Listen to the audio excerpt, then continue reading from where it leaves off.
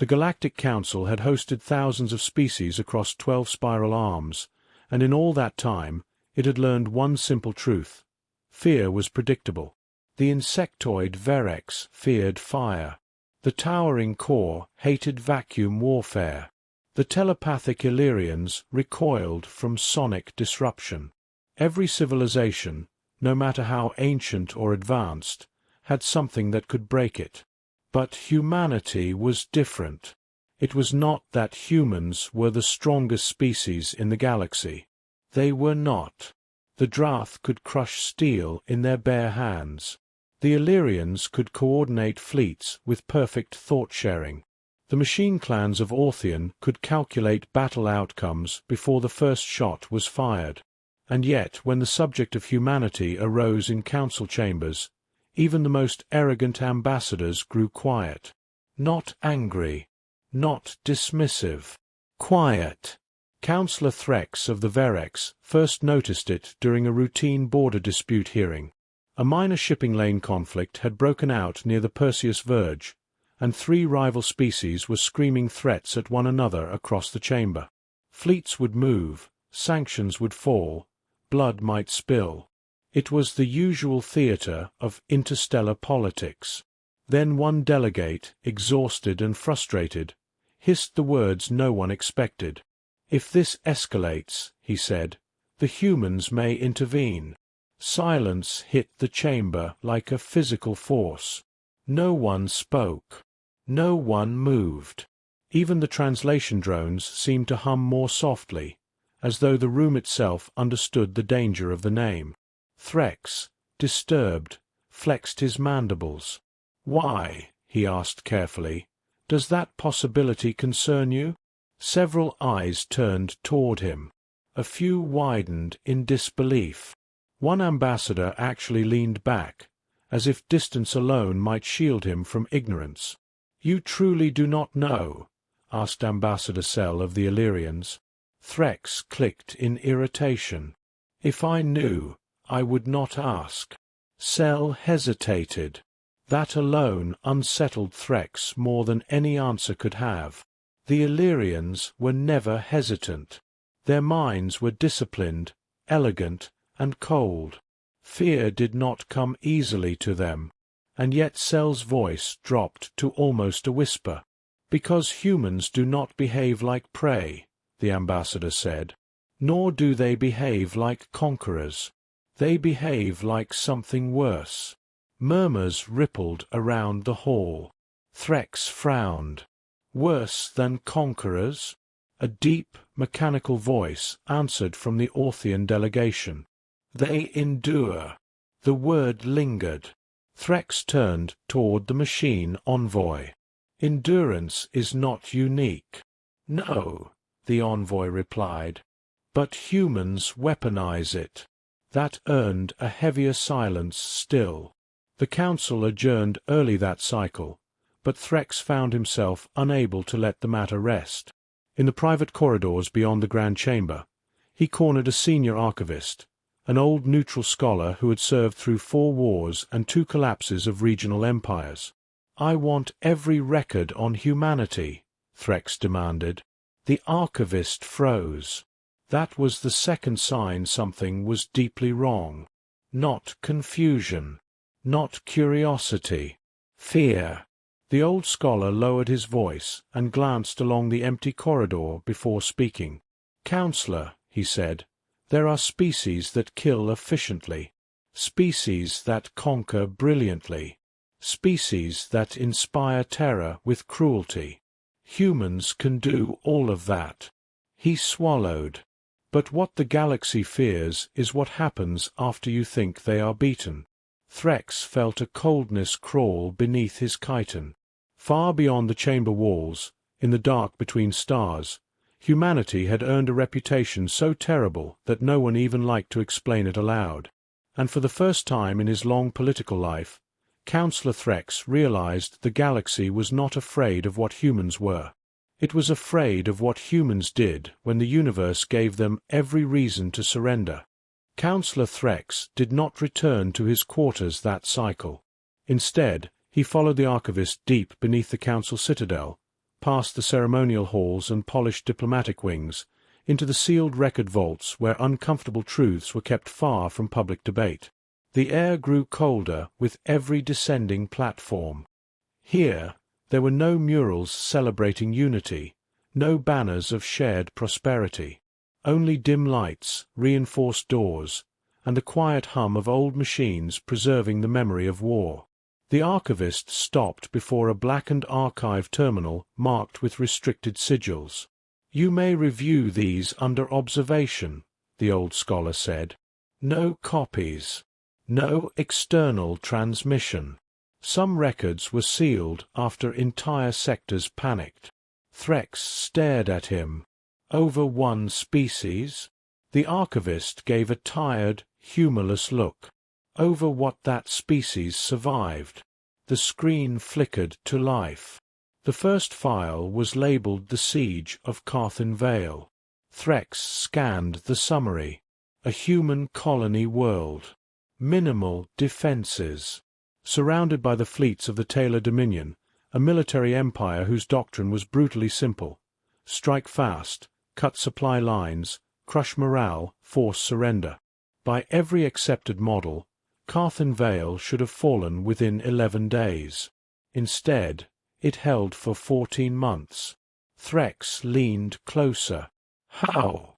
The archivist answered without pride. At first, everyone assumed bad calculations. Then sabotage. Then hidden reinforcements. There were none. The report unfolded in grim detail. The humans had lost orbital superiority in the first 6 hours. Their shipyards were destroyed by the 3rd day. Food reserves were incinerated. Atmospheric processors were hit. Civilian infrastructure collapsed in stages. And still they fought. Not with elegance. Not with superior technology. Not even with strategy the Council would recognize as rational. They turned mining lasers into anti-armor batteries. They flooded tunnels with coolant to freeze enemy advances. They dismantled civilian transports to build improvised missile frames. When ammunition ran out in one district, they used industrial nail drivers and plasma cutters in close quarters. Threx's mandibles tightened. "This is not disciplined warfare," he said. "No," the archivist replied. "That is why it terrifies everyone." The next section disturbed him more. Intercepted Taylor communications filled the screen. Sector 7 secure. Human resistance eliminated. 6 hours later. Correction. Resistance resumed. Then, command node destroyed by human civilians. Then, we have taken the southern grid. Followed 3 hours later by southern grid lost. Unknown human units emerged from utility shafts. Threx looked up. They had no command structure. They had too much of one, said the archivist. Every survivor became command. Threx returned to the record. The Taylor had expected surrender thresholds. Every species had them. A point where losses, starvation, fear, and hopelessness forced collapse. The Dominion's entire war machine was built around predicting that point. But the humans passed it. Then passed it again. When official military resistance was broken, local defense groups formed. When those groups were destroyed, factory workers continued sabotage campaigns. When communications failed, isolated neighborhoods fought on using handwritten maps and runners moving through rubble and smoke. They did not need to believe they could win. They only needed to decide the enemy had not won yet. Threx sat back slowly. That makes no sense. Correct, the archivist said. The galaxy prefers enemies that make sense. Another file opened automatically. Post-siege Taylor assessment. Recommendation: avoid prolonged ground conflict with humans under all conditions. A second line followed beneath it. Human responses become less predictable as conditions worsen. Threx felt a tightening in his chest cavity. Most species became weaker when pressed to the edge. More desperate, yes, but also more chaotic, easier to manipulate, easier to break. But humanity, it seemed, became something else entirely. Not fearless, not invincible, just impossible to finish. And as Threx stared at the dead records of Carthen Vale, he began to understand the silence in the council chamber. The galaxy did not fear humanity because humans were always stronger. It feared them because once suffering began, humans stopped behaving like any species the stars had ever known. The third record did not begin with a battle. It began with laughter.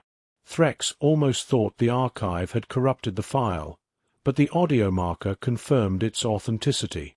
Human voices, strained, exhausted, and half-delirious, echoed through a shattered command shelter beneath Carthen Vale's western ridge. Dust rained from the ceiling with every distant impact.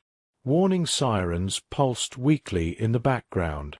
Medical alarms had long since blended into the noise of dying machines. And still, the humans were laughing. "Pause playback," Threx said. The archivist obeyed. "Why are they amused?" Threx asked. The old scholar's expression darkened. Because they had just realized where the tailor made their mistake. Threx said nothing. The file resumed. A human officer stood over a cracked tactical display, one arm bound in a blood-soaked pressure wrap, face gray with exhaustion. Around her were miners, militia, engineers, even 2 civilians in emergency responder uniforms. None wore matching armor. None looked rested. Yet all of them leaned over the projection with a focus so sharp it felt predatory. The tailor had taken the western ridge 3 hours earlier. According to every doctrine in the galaxy, that meant the humans should now withdraw to inner defensive zones, consolidate survivors, and preserve what little remained of their command chain. Instead, the officer pointed to the enemy's newly captured positions and said 5 words that froze Threx where he stood. "They think we're defending cities." The humans moved immediately. Not away from the ridge. Toward it. Threx watched the operation unfold in stunned silence. The humans did not launch a formal counteroffensive. There were no elegant fleet maneuvers, no synchronized orbital strikes, no massed armor columns charging beneath banners. They had none of those things left. What they had was rage, terrain, and imagination sharpened by loss. Mining crews reopened collapsed tunnels the tailor believed sealed. Civilian survey drones were packed with explosives and sent through canyon thermals to hit sensor masts from above. Damaged cargo haulers, stripped of navigation protocols, were driven remotely into armored troop concentrations like improvised missiles.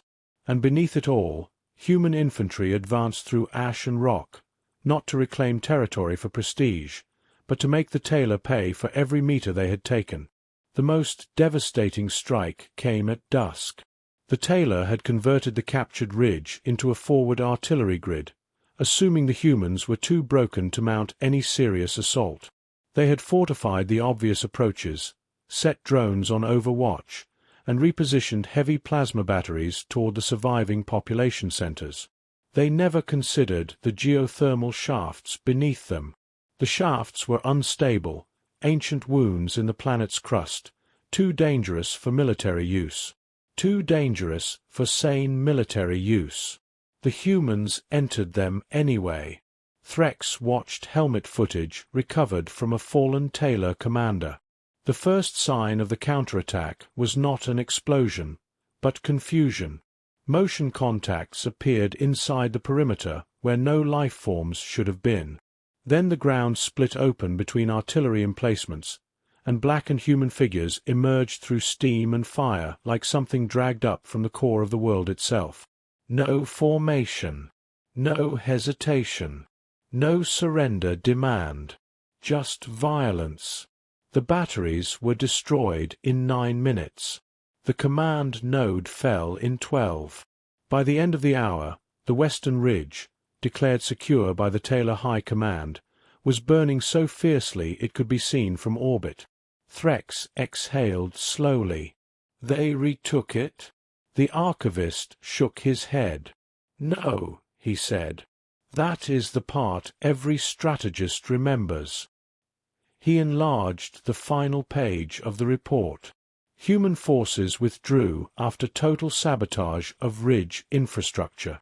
Position rendered unusable to both sides. Threx stared at the line.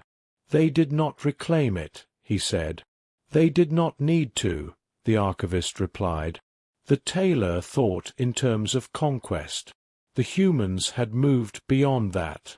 By then, they were no longer fighting for ground. They were fighting to deny the enemy the right to benefit from suffering. The realization settled over Threx like ice. This was why the galaxy feared them, because even broken, humans could still attack. Even starving, they could still plan. Even when defeat seemed mathematically certain, they could still choose one unbearable truth. If they could not win, they would make victory meaningless for everyone else. By the fourth record, Counselor Threx no longer asked whether humanity could be understood. He asked whether it should be. The archive shifted from Carthan Vale to a wider strategic analysis compiled after the war. The Taylor Dominion had arrived at the human colony expecting a lesson in suppression. They left it with a doctrine rewritten in humiliation and fear. Entire academies across neighboring systems began studying the campaign, not because the humans had won a conventional victory, but because they had shattered a truth every empire depended on. That enough force, applied correctly, could always secure obedience. Humanity had broken that assumption. The next file displayed a map of known conflicts involving human forces over the previous century. Threx expected a pattern: specific borders, disputed resource zones, ideological blocks. Instead he found chaos. Frozen moons, desert trade routes, orbital sieges, pirate suppression, evacuation corridors, last-stand defenses on worlds too unimportant for any rational power to care about. Humans fought everywhere. For allies. For profit. For revenge. For principle. Sometimes for reasons the archive itself classified as emotionally motivated and strategically irrational. And yet the outcomes kept forcing the same conclusion. Empires could beat humans in battle. They just could not predict what came after. One campaign in particular had been marked for council review: the Ron incursion. The Ron ascendancy was not cruel by galactic standards. That, somehow, made the case worse. They were efficient, expansionist, and supremely logical. When they annexed outer systems, they preferred rapid decapitation strikes, economic absorption, and minimal civilian losses. It was clean conquest, the kind respectable powers tolerated. Then they seized a human-adjacent protectorate world called Ilara Station. The humans had no treaty obligation to intervene, no official alliance, no strategic necessity, no economic incentive worth naming. The council records showed that several governments assumed humanity would issue protests, perhaps sanctions, then move on. Instead, human ships appeared 17 days later. Not a grand fleet. Not enough for a war of empire. Just enough to make a point. Threx studied the action logs. Human commanders did not demand territorial return. They did not argue legal precedent. They did not posture for diplomacy. They asked for civilian evacuation access. The Ron refused. What followed was not a campaign of conquest. It was a campaign of harassment so relentless that RON's strategic analysts later described it as psychologically corrosive. Human vessels hit supply convoys, disappeared into debris fields, sabotaged comm relays, rescued downed civilians under fire, and struck logistics hubs with impossible timing. They never committed to decisive fleet engagement. They simply made occupation more expensive, more exhausting, and more humiliating with every passing day. The RON won most direct engagements. Their casualty ratios were favorable. Their territorial hold remained intact. Their command networks functioned. And still, after 4 months, they withdrew. Threx blinked at the conclusion report. They retreated from a superior position? The archivist gave a slow nod. Because the humans convinced them the occupation would never become stable. Not in a year. Not in 10. The post-war RON assessment appeared on screen. Humans display disproportionate commitment once moral outrage is established. Standard deterrence models unreliable. Escalation cannot be contained through acceptable cost frameworks. Threx read it twice. Moral outrage, he said quietly. Yes, said the archivist. That is another thing empires fear. Humans will endure horror for survival. But if they decide someone weaker was harmed unfairly, he paused, then survival stops being the point. Threx looked again at the conflict map, and at last the pattern became visible. The galaxy did not merely fear human strength. It feared human attachment, their loyalty, their grief, their anger on behalf of others. Most empires knew how to defeat armies. Many knew how to terrorize populations. All believed that rational interests governed war in the end.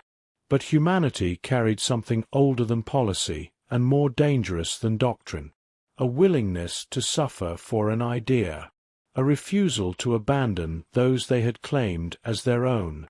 And once that refusal awakened, even vast empires, cold, disciplined, and ancient, began to calculate the same unbearable cost.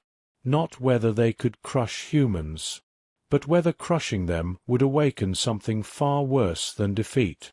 The final record was not a battle report. It was a meeting transcript. Councillor Threx stared at the title for a long moment, his reflection faint in the dark archive glass. Emergency Session of the Galactic Council. Subject: Human Intervention Doctrine. Date stamped 83 cycles earlier. Attendance mandatory. Voice records sealed for 50 years. Threx glanced at the archivist. This was classified at the highest level. The old scholar gave a dry nod. Because it was the day the galaxy stopped asking whether humans were dangerous. The transcript opened. For the first few pages, the session was chaos. Delegates shouted over one another, accusations spilling across the chamber in overlapping waves of fear, anger, and disbelief. 3 border powers had jointly submitted a petition demanding formal limits on human military movement. 2 mercantile alliances wanted sanctions on human shipbuilding expansion. A minor hegemon from the outer sectors had gone further, proposing a preemptive containment coalition before humanity became impossible to restrain. It was, Threx realized, not the language of diplomacy. It was the language of panic. He read on. The trigger had been a system called Neuralis, a small trade nexus, politically irrelevant, militarily exposed. It had been raided by a coalition of private warlords and state-backed opportunists during a regional collapse. By the time the Council debated intervention, the world's orbital docks were burning, refugee ships were being boarded, and half the member states involved were still arguing over jurisdiction. The Council had delayed action for 19 days. Humanity had waited 18. On the 19th, human forces arrived. Not as conquerors. Not as petitioners. As a certainty. The transcript included combat summaries from neutral observers. Human ships punched through blockade formations at ranges most navies considered reckless. Marine detachments secured refugee lanes before formal authorization had even been discussed. Hospital vessels entered contested orbit under live fire. Civilian evacuation corridors were established, defended, expanded, and held. One line from the neutral report caught in Threx's mind. Human units prioritized non-combatant extraction even when doing so reduced tactical advantage. He continued. The warlords at Neuralis had assumed, as so many others had, that brutality would create negotiation leverage. Kill enough civilians, shatter enough infrastructure, make the situation ugly enough, and the larger powers would compromise for stability. Humanity answered that logic with annihilation. Not genocide. Not indiscriminate destruction. Something colder. Every ship tied to slave transport was hunted. Every command vessel involved in orbital bombardment was disabled or destroyed. Financial backers, relay stations, supply caches, mercenary docks, human intelligence services traced them all with terrifying patience. Within 6 weeks, the coalition that had attacked Neuralis no longer existed as a meaningful force. Not scattered. Erased. Threx felt his breathing slow as he reached the heart of the transcript. The emergency council session had not been called because humanity attacked. It had been called because humanity had acted without waiting for permission, and had succeeded so completely that no one knew how to respond. Some delegates demanded censure. Others demanded an alliance. A few simply demanded guarantees that humans would never decide their species deserved the same treatment. Then came the turning point. The human representative had entered the chamber late. No dramatic procession. No escort phalanx. No spectacle. Just one ambassador in a dark formal uniform, carrying a data slate and the exhaustion of someone who had not slept through a war. The chamber record noted that the room fell silent before the human even spoke. Threx read the statement in full. Humanity, the ambassador said, had no interest in ruling the galaxy. No interest in replacing one empire with another. No hunger for tribute, occupation, or forced obedience. But there were lines. Some acts, once committed, forfeited the expectation of patient diplomacy. Some cruelties invited consequences no procedural delay could soften. If the Council wished to act, humanity would gladly stand beside it. If the Council hesitated while civilians burned, humanity would act anyway. Then came the sentence that had been underlined in the archival copy by some long-dead scholar. You fear us most when we go to war. You should pay closer attention to what makes us decide peace is no longer enough. Threx sat motionless.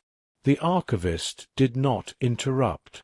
At last, the transcript reached the vote. No containment coalition was formed. No sanctions passed. No military restrictions were imposed.